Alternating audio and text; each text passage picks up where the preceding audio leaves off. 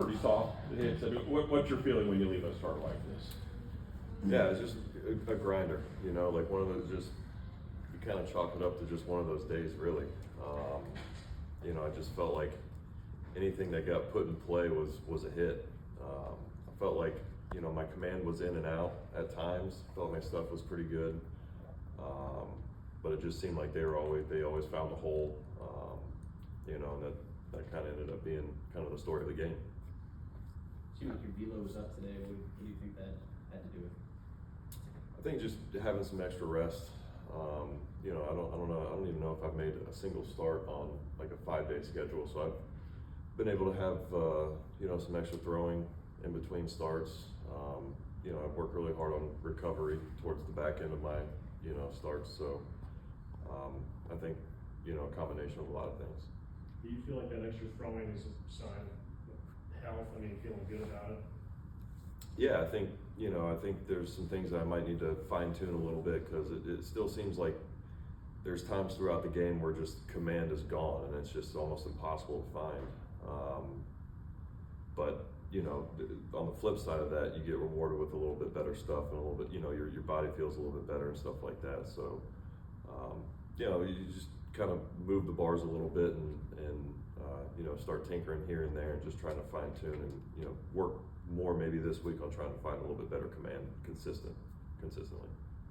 And this schedule is a good thing in terms of if you can continue to get as much extra rest as possible, knowing what that could do for you and for the team in September or October, you know, down the road. Yeah, I wish I was able to take advantage of it a little bit more. You know, these last couple starts, you know, when you get extra rest, I know guys are, you know, we got some guys that are moving around, shuffling around to give me some more rest. You know, I wish I was able to reward our guys a little bit more. You know, these last couple starts have been, you know, you get 7 days off, you better at least get through the 6th inning. You know, I was really hoping to at least get to the 7th, because I know our guys are, you know, getting used down there a lot. They're working their butts off, man, and it's frustrating for me, because it's like, okay, we're gonna give you this extra rest, and you're not gonna do what we need you to do with all of this. So, you know, again, I just gotta try to fine tune some things over the next, you know, few days. Just try to figure out how to get through that. Was it satisfying to see the slider back, were you satisfied with the slider tonight more than last week in Boston? It was better, yeah, it was better. Again, it just seemed like there were times where I just felt like I was trying to get a swing and it wasn't. So, you know, just again, kind of just a weird game. You know, I bet if you look at every time I've ever given up 10 hits in a game, it's probably attached with 6, 7, 8 runs, something like that. So, you know, it's, you can take some good, you can take some bad, you know, but at the end of the day, you know, we won another series. That's, you know, we against a good ball club. We got Pittsburgh coming in, so, you know, as long as we just keep winning series, that's, you know, that's the main goal. Sweeps are hard to get. You know, I was kind of fired up to try to get one tonight, but, you know, it just didn't work out. Chris, you mentioned winning the series. You've been part of a lot of good teams over the years, but it's June and you guys have lost one series. I mean, how kind of surreal and amazing is it as you look at where you guys are going?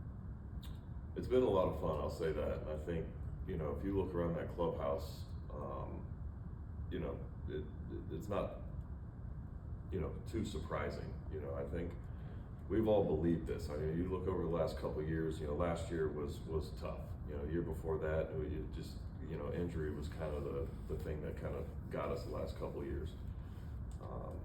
You know, I think we all have confidence in ourselves and just the way we operate together, the way, you know, the way the clubhouse is, the camaraderie, just the legitimate fun that we have together on a daily basis. You know, it's not surprising that the results are there. We just got to keep, you know, moving that line forward and keep, you know, keep the vibes high and keep, you know, showing up on game day ready to go. With that, how much does Weiss play a part in that, and how does he play a part in that as far as winning the series and just keep going? I think, you know, with him and, you know, everybody on the staff, I think there's always a sense of urgency. It's we have a lot of fun, but there's urgency. I know Walt talks a lot about the pride he takes in this organization and wearing, Braves uniform, and I think that kind of flows through our clubhouse, and I think guys see how serious he takes it. We all know that once 7 o'clock rolls around, it's time to go out there and play as hard as we can. So, but again, I think just keeping it loose, keeping it light, having a lot of fun before the game, having fun, on the road, on the bus, and on the plane, team dinner, stuff like that.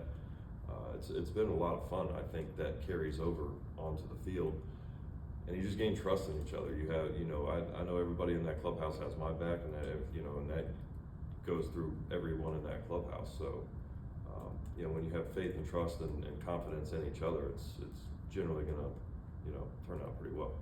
Where's Ronaldo Lopez's head right now? Just based off of your conversations with him, anything like that? I think that'd be a better question to ask him, but again, I think you look at his stuff; it's starting to tick up. He missed the whole year last year. That's tough. I've been there. It's not easy to miss a whole year and then come back and try to, pick up right where you left off. I mean, don't forget this guy was an all-star in 24, sub-2 ERA for an entire year, and then has a shoulder surgery, and you got to try to find your bearings a little bit. He was on a pretty good run there for a little bit. The stuff that you see is coming out. His ball's coming out of his hand really well, which gives you some confidence. So. It's one of those things you just got to keep kind of striking the iron. You got to keep trucking forward. We have confidence in him. Again, the stuff is there.